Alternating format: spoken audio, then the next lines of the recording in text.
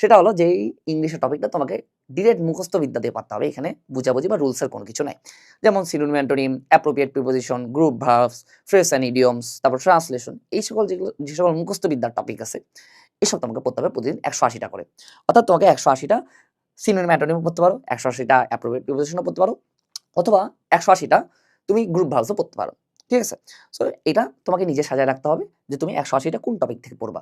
অথবা তুমি টপিকটা না লিখলেও সমস্যা নেই। যে বইটা তুমি ফলো করো, সব পড়া শেষে রাতে ঘুমানোর আগে ওই 180টা ইংলিশ ওখান থেকে মুখস্থ করবা। এটা লিখে রাখার দরকার নেই। ঠিক আছে? পাশাপাশি আরেকটা এক্সট্রা কাজ করতে হবে যে তুমি প্রতিদিন কম করে 2টা টপিক ইংলিশে শেষ করবা। 2টা টপিক বলতে কি? বুঝাবুঝির টপিক। যেমন সেটা হইতে পারে identification of parts of speech, অথবা হইতে পারে identification of phrase and clause, অথবা সেটা হইতে পারে খালি নাউন, অথবা সেটা হইতে পারে খালি ভার্ব, অথবা same was used as different parts of speech. এই সকল টপিক যেগুলো আছে এরকম তোমাকে প্রতিদিন 2টা করে টপিক পড়তে হবে।